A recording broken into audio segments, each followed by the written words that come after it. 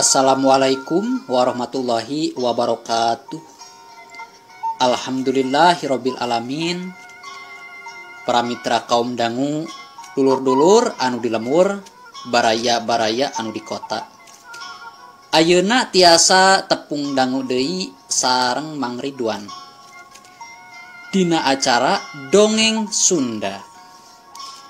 Ieu dongeng teh hasil karangan Kang Rudiansahnya anu padumukanana anjeunna aya di wewengkon Leles Garut. Atuh jejer ieu carios dongeng teh nyaeta Ngabela Lemah Cai.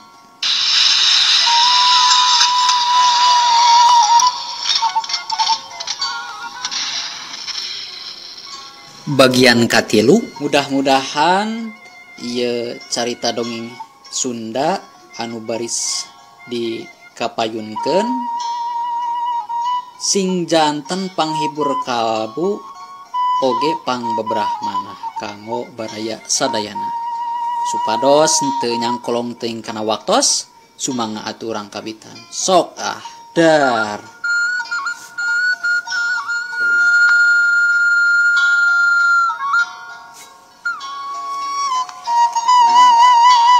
Woi, kurang ajar. Hayo buru-buru buka eta panto. Uring erek asup lamun teu dibuka mah maksa asup aja roh. Kitu cenah cocorobokan si Badrul di luar. Sedengkeun harita Sartini kadenge ngomong ditujukeun ka akina di barung jeung hate anu pinuh kurasa kasalempang. Pirasatna kurang hade. Kade aki sing hati-hati heg manehna teh marake pistol jeung manehna teh pasti anu pernah udah ka Kang Dayat sawaktu Kang Dayat kabur ngaloskeun diri teh ya ka tepi jungkrang. Maranehna teh sigahna masih kene penasaran cigana mah jeung manehna nguping yen aya jalma anu kiwari dirawat ku aki di dieu. Mata maranehna teh aya curiga tuluy weh daratang ka dieu. Cek Sartini anu harita tuluy noong kaluaran imah ngeliwatan sela-sela bilik anu marolongo. Nang nyai keun ku aki urang sampeurkeun ayeuna urang halangan sangkan maranehna teu nepi ka asup ka jero imah. Tembal Ki Suhadma bari gancang mukakeun panto imah tuluy turun kaluar atuh jrut turun kaburuan laju pancuh dihareupeun jalma-jalma anu keur narumpak kuda. Tagring euy, geus kaluar mangkeluk anu boga imahna. Tadi namah arek tuluy we didobrak ka panto imahna ku dewek. Ngan kaburu kaluar geuningan nu gablek imahna teh tah. Ke, ari maneh teh bener nu ngaran Ki Suhadma anu jadi tabib teh Asok buruk ra jawab. Lain ngadon melong kitu atuh aki-aki teh. Cek si Badrul ngomongna teh jauh pisan kana kasopanan. Melong mada kupanon atuh wajar we da aki teh boga panon. Nah, bat jiga anu ulah. Si aki-aki peot. Yang bener pisan ujang. Iya aki-aki peot teh anu katela Aki Suhadma teh ya. Anu saeutik gerena aki teh nya bisa tulung kanu putuh gitu nalangkan susah. Najan aki ukur jadi tabib ecek-ecek oge gitu teh aja. Jeung naon atuh ari kitu aya naon ieu teh aranjeun kabeh bet daratang ka dieu. Jeung arek ngagaradah ka imah aki sagala. Siapa da aki mah teu rumasa nyumputkeun naon-naon atuh. Aki-aki peot. Ceuk beda maneh teh ayeuna keur ngurus jalma anu tatu tapak katembak euy. Kapanggih ti sisi walungan. Tah boa-boa jalma anu keur ditulungan ku ilaing teh eta jalma anu kungsi jadi buronan pihak dewek. Tak kitu Ki. Oh kitu eta teh nya jang. Tapi aki oge can pernah mangian jaman nyasap ka ieu tempat yang jeung aki oge puguek teu ngurus sasaha. Eueuh jalma hiji can nu diobaran ku aki langet ayeuna mah. Tak kitu yang. Awas ya lamun ngabohong aki-aki peot. Tinggalikeun yeuh. Ieu tinggalikeun. Tah ieu tinggal itu. Ditemak sia ku aing. Aslina bukan make. Ditemak sia ku aing. Si Badrul jol mere komando. Woi, tembak woi. Hei, para company, ayo burukeun lain hoksai wae gawe teh oi. Atuh company harita sing korejat anu memang manehna geus sayaga dina persenjataan mah. Masing-masing geus nyekel pistolna ti tadi keneh. Atuh teu nu parentah kadua kalina ngan. Set, kuciwa. Duh. Gila kadeng harita sora pistol anu disarada sababaraha kali mutahkeun timah panas rek ngahujanan badan Ki Suhadma. Lenyap atuh hate Ki Suhadma ngalenyap. Tapi untung nate Ki Suhadma masih kena bisa ngaloloskeun diri tina bahaya anu ngancam kana dirina. Badana terus jojorelatan, kadang lumpat, kadang naik ka luhur dahan tatangkalan. Cepetna keur gerakanana ngingkahan timah-timah panas anu pating sariut gigireun badanna. Setan alas. Hop cukup. Si Badrul nitah eureun nembakanana harita teh. Bari sakaligus badanna ngacorelat tina tongong kuda terus maju narajang ka Ki Suhadma anu tembong karak pancuh nangtung dina luhur lemah. Awas ye kurang ajar aki-aki peot rasakeun sia. Hup. Hiya. Curelat seleng. Sedengkeun ari Ki Suhadma tetep tenang sikepna harita teh. Waktu ditarajang ku si Badrul dirina ngan ukur ngakilakeun badanna ka kenca. Set, gila. Aplos. Panarajang si Badrul langsung ngeplos teu keuna kana sasaran. Bareng jeung kitu Ki Suhadma katingali malas narajang kanu jadi lawan. Sukuna nu katuhu mata majong kana gapurungna si Badrul. Duh, cekuk. Des. Kilo teh aki-aki teh setan. Pangkieung daligdeug. Si Badrul ngadaligdeug nur ka tukang badana meh-mehan rubuh. Ngan untung si Badrul kaburu ngajaga kaseimbangan badana. Igana karasa linu nyanyautan. Sia mah Badrul teu bisa dianalkeun ku dewek euy. Halik siapa mundur maneh ka itu Badrul. Keun ieu mah bagian dewek anu maju ye. Angguran mah garada ieu masih Suhadma teh ka itu kumararane euy. Keun ieu aki-aki mah bagian dewek ieu aki-aki peot ieu mah pikeun ngukulanana euy Badrul. Ceuk si Tapak Hejo kakarak harita kadenge ngomong sorana mungguh kitu geringanan. Ngan cleng atuh harita si Tapak Hejo luncat tina tongong kuda. Jeung ngarasa kesal we meureunan waktu nempo Ki Suhadma anu jelas teu bisa dianggap enteng kuno jadi lawanna. Si Badrul teu ngomong deui, manehna terus we mundur ka tukang sarta marentah ka kaum company pikeun bareng ngagaradah imah Ki Suhadma. Ki Suhadma ngaketer hatena selempang sok ingis incuna ka tujang dayat beunang kapanggih ku si Badrul jeung ku kaum company di jero imah. Anu kapaksa henteu bisa dihalangan ku Ki Suhadma waktu arasup ka jero imah lantaran Ki Suhadma ku si Tapak Hejo dihadang lengkahna terus pancuh nangtung hareupeun Ki Suhadma dina jarak 5 lengkah. Atuh pok harita ngomong si Tapak Hejo teh. Aki-aki peotnya sing hareupan ayeuna dewek yeuh. Suhadma sia kurang ajar bakal mampu moal maneh ngalawan dewek. Ceuk si Tapak Hejo bari neuteup seukeut ka Ki Suhadma kalawan dina sikep anu nganggap enteng. Ke lamun teu salah mah ieu teh si Tapak Hejo nya muridna Ki manehot ti Guha Karamat anu cenah sakti maraguna.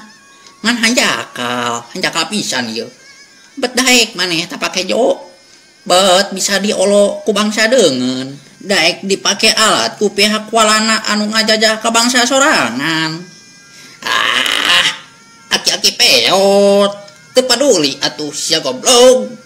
anu penting mah ieu menghasilkeun beker kuring jeung guru kuring montong loba bacot si aki peot rasakeun ye ditarajang ku aing ayeuna oge hiat atuh curela celeng olebat si Tapak Hejo memang tara biasa loba ngomong manehna mah langsung maju narajang kaki Suhadma dina gerakan anu kawilang garang jeung ngabahayakeun atuh kapaksa Ki Suhadma oge kudu ngimbangan panarajang anu jadi lawan jeung untung nate pakarangan imah Ki Suhadma kawilang lega oge buruanana matak henteu kararagok mangsa dipake tempat ijen wabesen ku eta jalma anu ngajorak ka Ki Suhadma.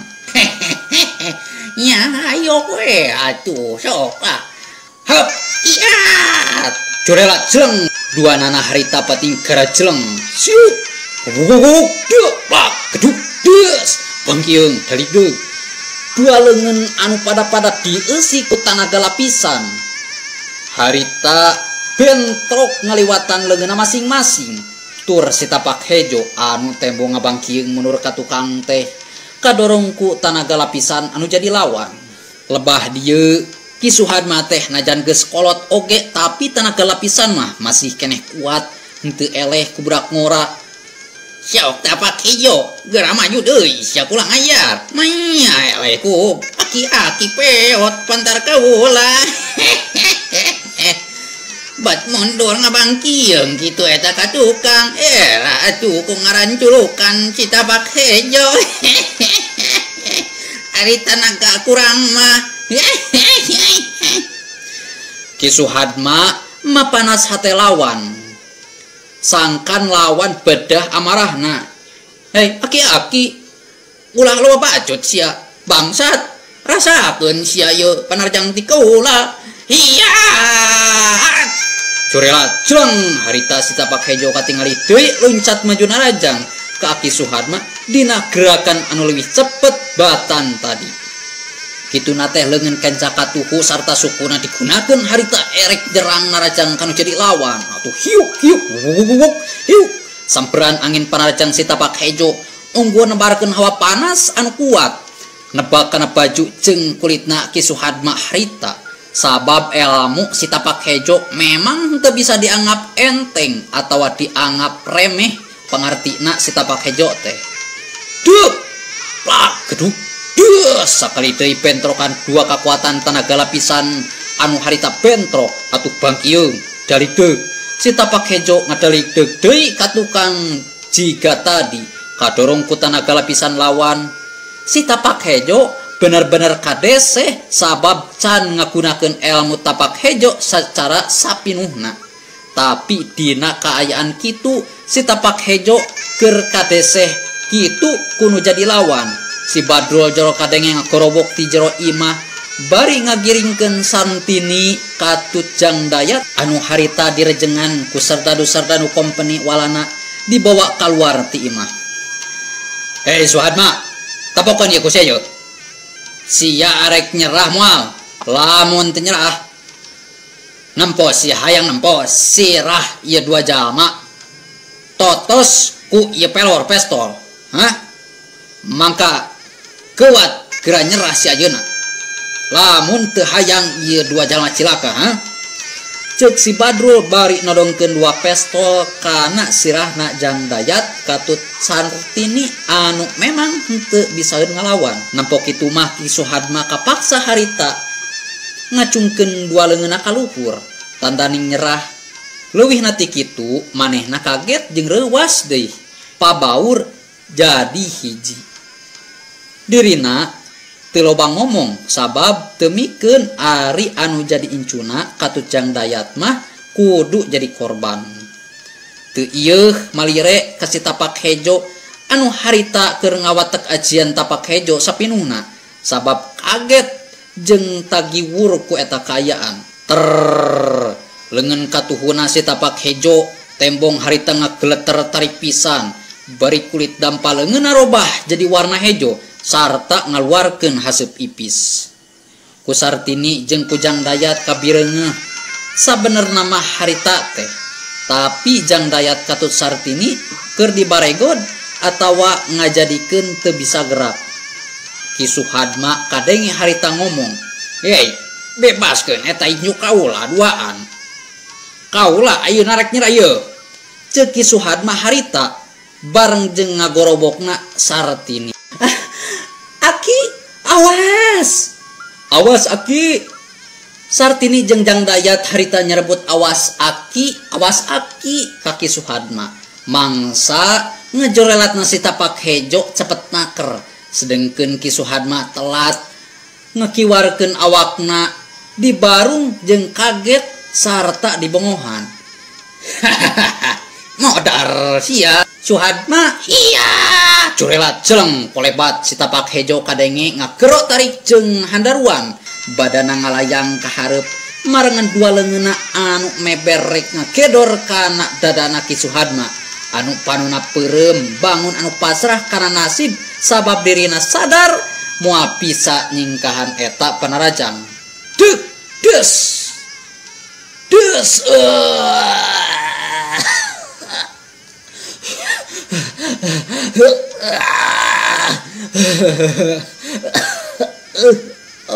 Tobat. Ki Suhadma kadenge ngagero tarik jeung panjang dina sorana anu panungtungan. Bari ngutahkeun getih hirup lalamaran. Muncrat tina sungutna nalika dadana kabeunangan ku gempuran leungeun si tapak hejo. Cungkel kedebut. Badan Ki Suhadma langsung ngacungkel ka tukang terus rubuh maring lemah. Dua sukuna arita kekerjetan sakedeung.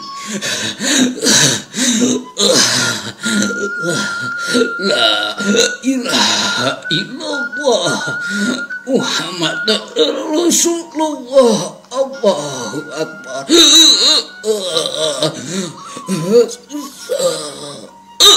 Ceklek harita Ki Suhadma nyeklek ngalepaskeun nyawa. Palastra di medan perang. Alatan dirogahala ku jalma-jalma durjana anu hianat kalemah cai.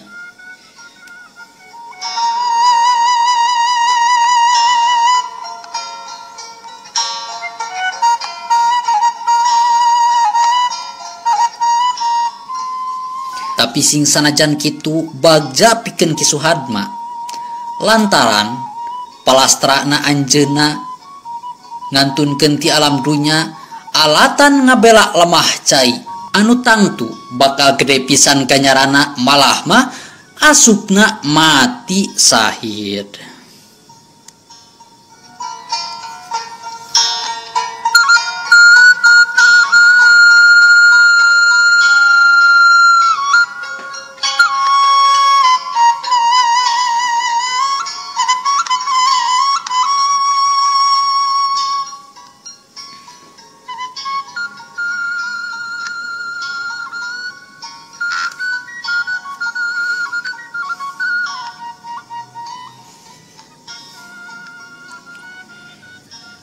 Ari Sartini tembong sirahna terus ngeluh kapiuhan sabab teu wasa nempo akina palastra.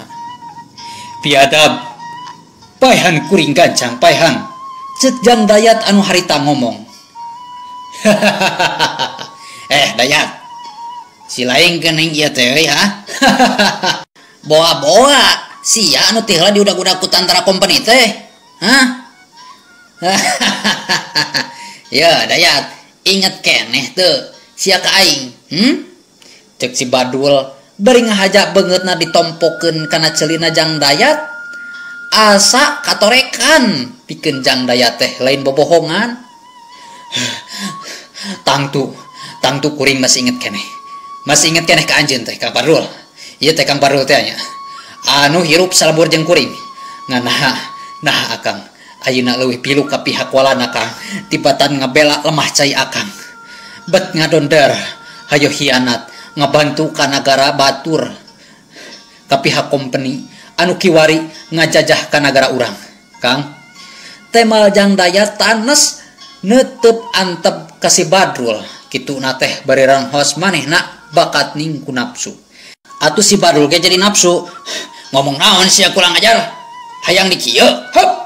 Hiu Jebret harita jang daya tadi tampiling pipina pelebah irung atuh cer getih mancer tina irung jang dayat sarta hiji huntuna coplok si tapak hejo temong geus rek ngagunakeun deui elmuna harita teh pikeun nindak jang dayat tapi kaburu dihalangan ku si Badrul. Ulah dipaehan euy. Tapak hejo, si dayat masih keneh bisa diandalkeun ku tuan Panderpos engke euy. Lamun daekeun eta oge si dayatna. Ari mumul mah eta mungeun nya kumaha engke we lah harek dipaehan-paehan. Naon atuh da ari ngaheurinan jeung ngariweuhkeun hungkul mah. Nyakeun bae atuh ari kitu mah moal tulus atuh sabab deui waktosna oge da seep.